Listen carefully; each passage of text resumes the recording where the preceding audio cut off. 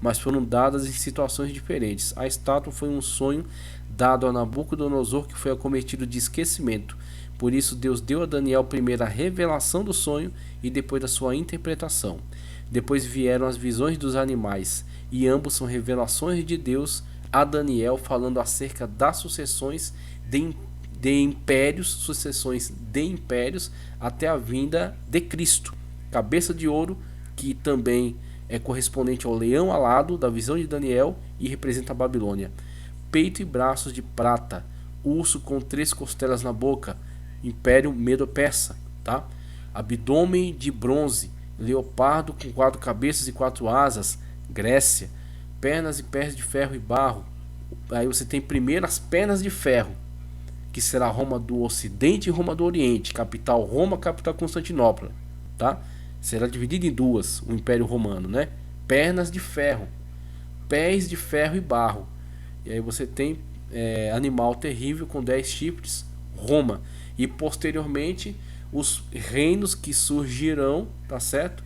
Que terão parte ferro, herança romana, mas misturado com barro, ou seja, a fragilidade desses reinos que se sucederão ao Império Romano após Roma ter caído para os reinos bárbaros, e esses posteriormente serão levantados como nações que contêm em si algo de Roma, tá certo? Da cultura romana, da lei romana, mas que estão que são frágeis, são fragilizados, essa mistura de ferro e barro, tá? Então você tem aí essa simbologia importantíssima. Após a explicação, o rei reconhece a veracidade da revelação, diz que o Deus dos jovens hebreus é o Deus dos deuses e o Senhor dos reis. 2:47. Deus foi glorificado até na boca do ímpio por causa do posicionamento do crente na hora da crise. Além de presentear Daniel, o pôs como governador de toda a província da Babilônia, da principal província, tá certo? E chefe de todos os sábios, entendeu? Chefe de todos os sábios da Babilônia. Os servos de Deus podem alcançar posições de destaque na sociedade pela excelência dos seus trabalhos e obediência à vontade de Deus, desde que o grande objetivo seja a glória do nome do Senhor. Se esse for, Deus vai te levar aonde Ele quer te levar, tá certo? E aí, partindo para o tópico 3, tá certo? Caminhando para o final da nossa lição, em tempos de secularismo, a infalibilidade da palavra de Deus. Um dos ensinamentos deste episódio é que a palavra de Deus não falha. Estamos diante de uma das mais notáveis profecias que se cumpriu na história, numa referência aos impérios que vieram logo depois do Império Babilônico, Império Medo-Persa, Império Grego e Império Romano. Muitos anos depois, capítulo 7, o próprio Daniel terá a visão que irá retratar as mesmas realidades históricas desta revelação, aquilo que eu mostrei naquele outro quadro, né? Conforme estudaremos detalhadamente na 10ª lição. Até mesmo os críticos da Bíblia têm dificuldades para explicar como isso ocorreu, afinal é algo sobrenatural. Daniel não fez previsão e calculou probabilidades a partir de dados conhecidos. Ele ouviu a voz de Deus. A questão é, isso é tão para frente, é tão avançado, que eles não sabem o que fazer. Aí alguns deles dizem que na verdade foi sendo acrescentado ao longo do tempo. Então Daniel escreveu uma parte lá atrás, bem pequenininha, e depois, conforme a sucessão dos impérios foi surgindo, foram sendo acrescentados ao livro de Daniel. Ou seja, o incrédulo dando suas desculpas, justificando sua incredulidade. O que nós temos é o seguinte: quem revelou foi o Espírito Santo de Deus, conhecedor de todas as coisas. Foi ele que revelou. Uma vez que ele revelou, foi colocado na Sagrada Escritura e está aí para a nossa edificação. O secularismo racionalista. Este episódio coloca em discussão no mundo atual a existência de um tipo de revelação além da razão humana, além de todos os processos cognitivos, humanos, racionalistas, empiristas. Existe algo para além, algo que quebra esse paradigma, tá? Do racionalismo humano, que se sobrepõe a ele, tá certo? Que interage dentro da realidade e que advém do sobrenatural, da intervenção divina no mundo humano, tá certo? O processo de secularização iniciado a partir do iluminismo procurou afastar a religião da esfera pública, ou seja, relegar a religião apenas o privado, apenas no ambiente privado. Só no seu ambiente privado é que você pode professar a sua fé como uma espécie de um referencial moral particular, tá? Porque tudo é relativo, então o que é verdade para você não é verdade para mim, o que é errado para mim não é errado para você. Então fica esse relativismo moral, esse relativismo em todos os âmbitos da vida, né? Então a sua fé fica relegada ao ambiente privado. Agora, qual é o problema? Deus nos chamou para viver isolados dentro de quadrados de concreto chamado templo, tá? Então o templo ele tem um fim, um objetivo. Nós vamos até ele adentrar um lugar que nos fornece certo conforto para adorarmos a Deus, entoarmos cânticos, adoração, oração, leitura, exame da Sagrada Escritura, tá certo? Com nossos bens, nossa família, nossos filhos devidamente amparados num lugar confortável, ok? Só que aquele não é o único ambiente de atuação. Nosso ambiente maior de atuação não é ali, é o mundo, ok? Então o Senhor Jesus Cristo diz: ninguém pode esconder uma cidade edificada sobre um monte. Você é referência. Não se pega a luz e coloca debaixo da cama, e sim no velador, no alqueire, ou seja, no lugar de destaque, para que a sua luz irradie e influencie a vida de outras pessoas. Você é sal que purifica o ambiente. Você não pode ser isolado. Você tem que estar em interação.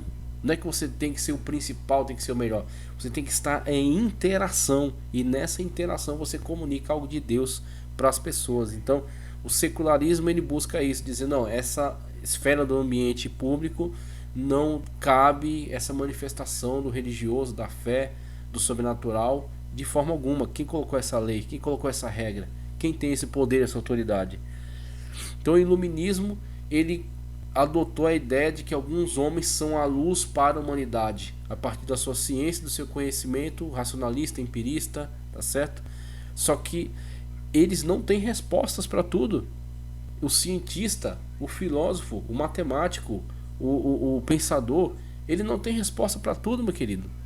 Como não tiveram aqueles magos, astrólogos, feiticeiros, caldeus, eles não tiveram resposta para tudo. Eles eram os grandes especialistas da época. E os especialistas de hoje, os iluministas, os racionalistas, os materialistas, eles não têm resposta para tudo. Muita coisa escapa à possibilidade da seu escrutínio, sua resposta, sua análise. Eis o sobrenatural. E através, tá certo, de um posicionamento correto, o Senhor vai glorificar o nome dele e mostrar a sua presença através da sua vida, através do seu testemunho. Nesse mundo secularizado, tá certo? No seu cerne está o secularismo, uma ideologia que parte da descrença na revelação divina, e aí surge uma proliferação de agnóstico, né? Então, um monte de gente que não nega a existência de Deus, mas também não afirma e fica no meio termo, fica no muro, né? Só que o problema é que quem está no muro já não está com Cristo. Que parte da descrença na revelação divina de verdades aos seres humanos, restando somente os elementos fornecidos pela razão. Tá, como se a razão resolvesse tudo, né? Essa é a perspectiva adotada por ateus e céticos, que insistem em desprezar a fé sob o entendimento de que o universo é um sistema fechado de causa e efeito, sem espaço para o sobrenatural. Isso é um universo fechado, tá certo? Então o materialismo quer fechar o universo dentro de uma caixa, e essa caixa é a matéria, como se tudo se resumisse à matéria, como se nada escapasse, como se nada estivesse para além da matéria, tá certo? Então o próprio âmbito científico não engole mais isso. Você tem pesquisas que avançam aí para a teoria quântica, por exemplo. A matéria não explica tudo. Quando os caras se fecham dentro de uma matéria, eles entraram numa caixa de papelão e fecharam a tampa e disseram: pronto, tudo que existe está aqui, sendo que em volta dele existe um mundo muito maior, um mundo num âmbito quer seja no âmbito científico, o quântico, quer seja no âmbito espiritual, o sobrenatural, o espiritual, ok? Então existe muito mais para além, para fora da caixa chamada matéria. Essa é a perspectiva adotada por ateus e céticos que insistem em desprezar a fé sob o entendimento de que o universo é um sistema fechado, ok? De causa e efeito, sem espaço para o sobrenatural. Somos levados a entender que os consultores do rei tinham essa mesma linha de pensamento, apesar de religiosos dentro daquela sua ciência, né, na época, que envolvia muito misticismo e muita mitologia. Não acreditavam em uma revelação divina plena. Suas divindades não se comunicavam com os seres humanos. Nossa época parece presenciar algo semelhante, de fato. O subtópico 3 do ponto 3, a revelação é sobrenatural. Antes de tudo, acreditamos em um Deus que se revela, um Deus pessoal, um Deus teísta, tá? Que se revela e revela seus planos ao homem. Não somos deístas que creem que Deus criou as coisas e as abandonou. Somos teístas. Deus é pessoal e se relaciona, tá certo? Interage, governa, interfere na realidade. E revela seus planos ao homem, seja de forma geral, Salmos 19, especial, Hebreus 11:3, incluindo sonhos e visões, cita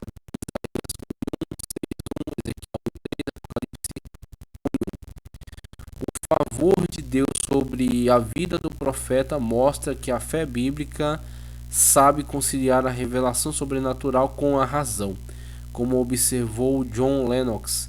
Quando Deus revelou o assunto a Daniel, não suspendeu o uso da razão por parte do jovem Daniel. Né? Daniel teve de usar a razão para entender as palavras que Deus lhe disse e formular sua resposta a Nabucodonosor. É uma interação entre o sobrenatural e o racional, Deus utilizando a razão de Daniel e trazendo elementos sobrenaturais por meio dela, que por sua vez precisou usar a razão para ver que a interpretação fazia sentido. Sem abrir mão da revelação, o crente faz uso da racionalidade concedida por Deus, Romanos 12:1, 1 de Pedro 2:2, que opera em um nível além da compreensão humana. É uma racionalidade que não negligencia o sobrenatural. Uma racionalidade que não negligencia o sobrenatural. Guarde essa frase foi ótima. É uma racionalidade que não negligencia o sobrenatural. Paulo nos recomenda oferecer um culto racional, um culto inteligente. Veja a sua inteligência sendo usada por Deus. Daniel estava num alto patamar acadêmico. Então Deus promove que você de fato alcance altas posições, glorifique a Deus aonde você chegar e Deus te leve cada vez mais alto. Pois tenha certeza de que Deus está agindo no seu próprio mundo criado. Conclusão para encerrar esta aula e que Deus venha te abençoar poderosamente, grandemente através desse conteúdo. Peço para você curtir o vídeo, se inscrever no canal, que já está em 4.140 inscritos. Está crescendo o canal, continua crescendo, tá certo? E com a sua ajuda estamos pertinho de 1 milhão. Inscreva-se no canal, curta o vídeo e compartilhe. Por favor, compartilhe esse vídeo o máximo que você puder, para que mais pessoas possam vir a refletir melhor sobre esses temas e abençoar seus alunos com uma aula poderosa. Conclusão, uma aula que o Senhor venha a abençoar, venha a falar, né? Poderosa em Deus. Conclusão, o mesmo Deus que graciosamente revelou a Daniel o sonho do rei e a sua interpretação é o mesmo Deus que continua a revelar-se em nossos dias. Assim como ele mostrou sua sabedoria e poder na vida de Daniel, ele ainda hoje demonstra sua presença e cuidado por meio de suas revelações. Podemos buscar a Deus em oração, meditar em sua palavra e estar atentos à sua voz sussurrada em nosso coração. Deus quer falar com você e através de você comunicar a sua verdade a todas as pessoas. Seja usado por Deus. Tome um posicionamento seguro, firme, com fé, e que o Senhor use a sua racionalidade e seu sobrenatural venha aparecer, ser demonstrado por meio da sua vida, em nome do Senhor Jesus. Amém. Muito obrigado, que o Senhor continue sempre te abençoando poderosamente e fazendo você cada vez mais crescer na graça e no conhecimento. Aqui foi o professor José Edmilson Júnior, da Assembleia de Deus em Vila Gomes. Assembleia de Deus, Ministério do Belém, setor 34, Pinheiros.